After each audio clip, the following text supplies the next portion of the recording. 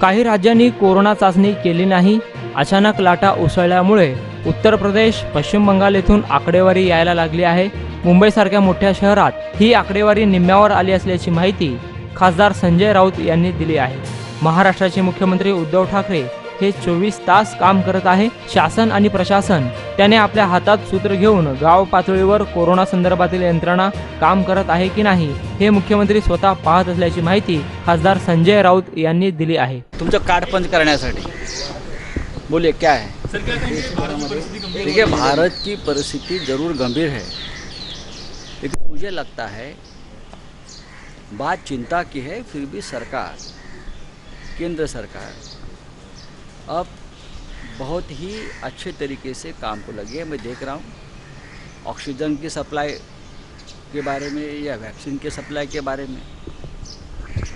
जब ये इस प्रकार की गंभीर स्थिति इटली में थी, यूरोप में भी थी फर्स्ट वेव में, यूएस में थी फर्स्ट वेव में, चाइना में थी फर्स्ट वेव में। हम फर्स्ट वेव से के साथ अच्छी जंग किया है। अब सेकंड वेव में थोड़ी सी गड़बड़ हुई है, जैसे प्रधानमंत्री ने कहा, लेकिन अब परिस्थिति नियंत्रण में आने की कोशिश चल रही।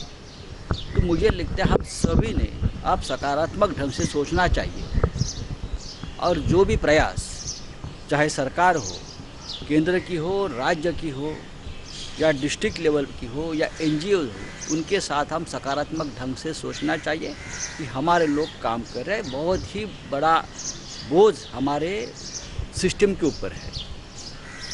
आज अंतर्राष्ट्रीय स्तर पर, इंटरनेशनल लेवल पे हमारी देश की बहुत बदनामी हो रही है, ये मैं मानता हूँ, लेकिन ये सब हमको दूर करना पड़ेगा, एक कलंक दूर करना पड़ेगा और फिर एक बार हिंदुस्तान को अपने पुराने अंदाज में उठकर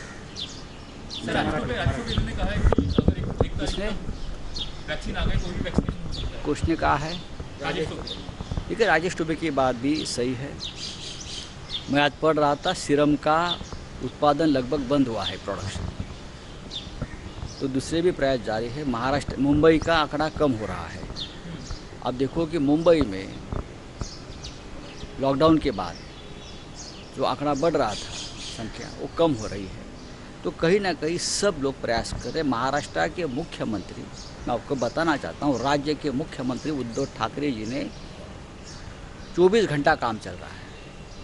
हर गांव में, हर घर में क्या हो रहा है उस बारे में वो जानकारी ले रहे हैं।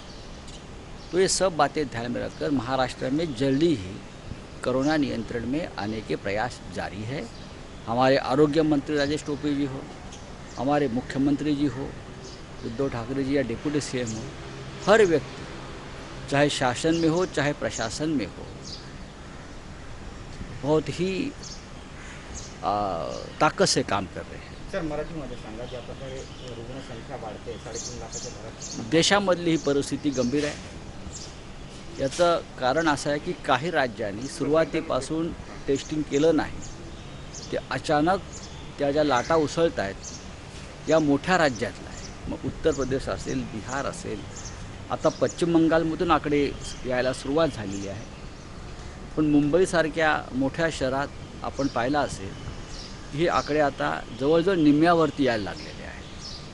याचं कारण महाराष्ट्रामध्ये आता पूर्णपणे सरकार, प्रशासन, स्वतः मुख्यमंत्री, जिल्ह्याचे प्रशासक या सगळ्यांनी आपल्या हातामध्ये सूत्र हाती घेऊन अगदी गाव पातळीवरती कोरोना संदर्भातली जी एक यंत्रणा आहे ती राबते आहे की नाही याचे मुख्यमंत्री स्वतः ते पाहत आहेत। मला वाटतं की दिल्लीसुद्धा आता त्या दिशेनं महाराष्ट्राचं मॉडेल, आतापर्यंत इतर मॉडेल्स आपण आपल्यासमोर ठेवली जात होती, पण आता मुंबई मॉडेल, महाराष्ट्र मॉडेल ज्या पद्धतीनं काम करते, महाराष्ट्राचे मुख्यमंत्री ज्या पद्धतीनं काम करत आहेत त्या पद्धतीनं देशाला काम करावं लागेल। सर, मुंबईत लॉकडाऊनचे संकेत आहेत, राज्यामध्ये लॉकडाऊनचे संकेत आहेत। एक पहा की मुंबईसारख्या ठिकाणी या लॉकडाऊनचा परिणाम दिसायला लागला आहे।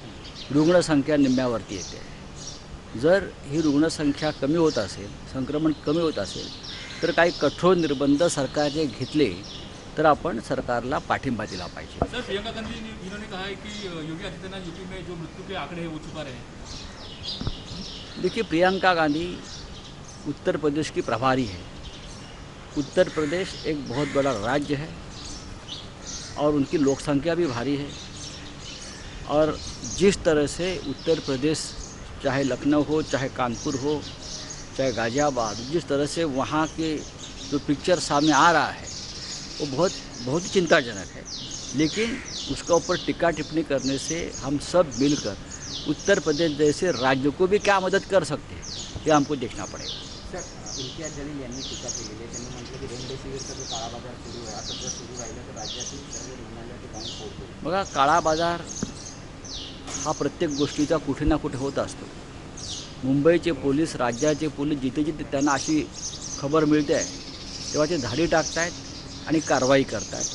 हे सुद्धा सन्माननीय खासदारांना माहीत असायला पाहिजे. हे काय सरकारी कृपेने चालत नाही. आता काळा बाजार कोण करत आहे?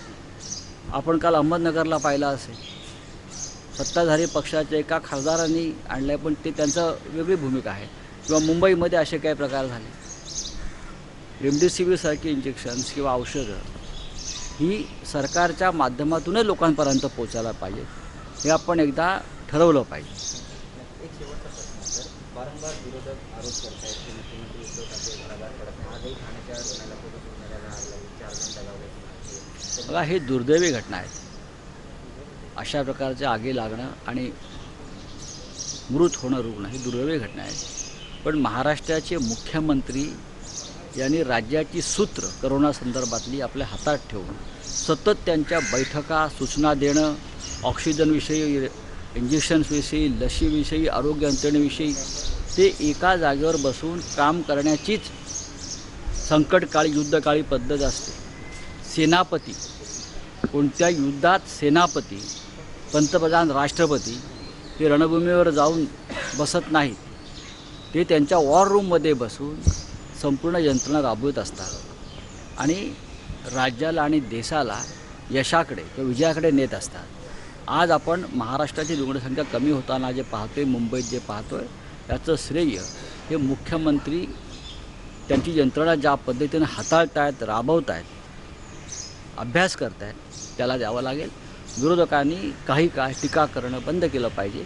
त्यांच्या काही सूचना आज मी विरोधी पक्षनेत्यांचं एक पत्र वाचलं. त्यांनी मुख्यमंत्री साहेबांना लिहिलं आहे. त्यात त्यांनी उत्तम सूचना केल्या आहेत.